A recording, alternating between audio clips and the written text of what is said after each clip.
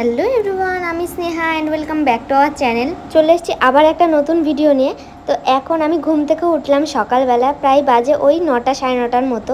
এই বাড়িতে আসলে আমার 10টার আগে তো কোনো দিন ঘুম ভাঙে না। পুচকু উঠে গেলেও মায়ের কাছে থাকে আর আমি আমার মতো ঘুমাই। তো আজকে একটু তাড়াতাড়ি উঠে পড়েছি বলতে পারো। মা সকাল থেকে অনেকবার ডাকছিল, আমি যেহেতু বলেছিলাম যে ডেকে দেবো আমাকে, না হলে আমার ঘুম ভাঙতে ভাঙতে প্রায় ওই 11টা বেজে যাচ্ছিলো, অনেকটাই লেট হয়ে যাচ্ছিলো। তো দেখো সকালবেলা উঠে আগে বিছানাটা গুছিয়ে নিলাম, আর এখানে কয়েকটা জিনিসপত্র এলোমেলো হয়েছিল সেগুলো গুছিয়ে বিছানাটা ভালো করে ক্লিন করে আমি হাত মুখ ধুয়ে পরিষ্কার হয়ে নিয়েছি।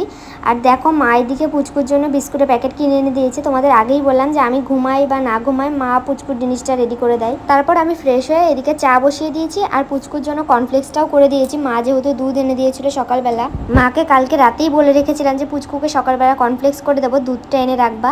তারপর সকালবেলা চা খেতে খেতে মা এদিকে সব ঘরটা ক্লিন করছিল, মানে কিছু কোটো কাটা ছিল সেগুলো ধোয়া মোছা করছিল। আর আমি এদিকে মা কেটে কুটে গুছিয়ে রেখেছিল, রান্নাটা করে নিচ্ছি। এখানে রান্না হচ্ছে চিকেন, আর আজকে অনেক রকমের রান্না হয়ে গেছে, মানে জানতাম, মনেই ছিল না যে ফ্রিজে চিকেনটা ছিল, চিকেনটা রান্না করতে হবে। দেখতেই পারলে চিকেন রান্না করেছি, আর করেছি ডাল, আর এদিকে পুচকুর জন্য পাঁপড় ভাজা, আলু ভাজা, পটল ভাজা আর ভাত হয়েছিল। এইসব রান্না বান্না করে পুচকুকে আগে খাইয়ে দিয়েছিলাম, কারণ খাওয়ার সময় ও প্রচণ্ড ঝামেলা করে, আর 12টা বেজে গেছিলো, সেই জন্য ওকে তাড়াহুড়ো করে খাইয়ে দিলাম। সকালে যদিও বা ক্রিম বিস্কুট কর্নফ্লেক্স খেয়েছে, তবুও 12টার মধ্যে ভাত খাইয়ে দিলাম। তারপর ওকে স্নান করিয়ে জামা প্যান্ট পরিয়ে পরিষ্কার করে দিয়ে আমিও নিজে স্নান করে চলে এসেছি। দেখতেই পাচ্ছ এখন খাওয়া দাওয়া করব।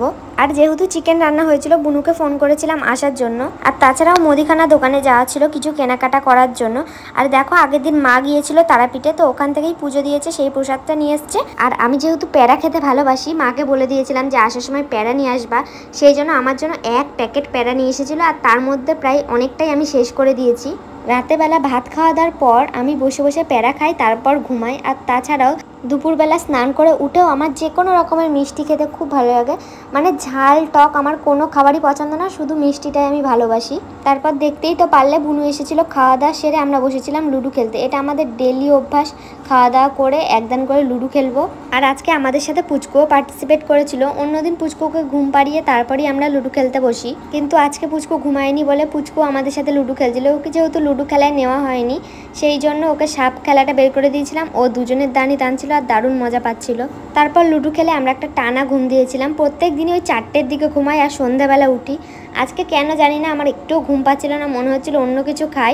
তো সেই জন্য দেখো বসে পড়েছি, কী খাবো করে ভাবলাম গোলা রুটি করা যাক। গোলা রুটি, এই গোলা রুটির মধ্যে গাজর, ক্যাপসিকাম এগুলো দিলে আরও ভালো হয়, কিন্তু আমার ঘরে কিছু ছিল না বলে ডিম, ময়দা আর পেঁয়াজ, লঙ্কা, চিনি এইসব দিয়ে করেছিলাম। এমনিতেও সন্ধ্যাবেলা পুচকুকে কিছু হালকা খাবার দিতে হয়, সেই জন্য একবারে অনেকটাই করেছিলাম। আমরাও চায়ের সাথে খাবো আর পুচকুকেও খাইয়ে দেওয়া হয়ে যাবে সন্ধ্যাবেলাটা, আর আলাদা করে কিছু ওর জন্য করতে হবে না। হলে প্রত্যেক দিন সন্ধ্যাবেলা ওর জন্য আলাদা করে কিছু করে দিতে হয়। আমরা যদি শুধু চা খাই, আলাদা কোনো কিছু রান্না করে দিতে হয়।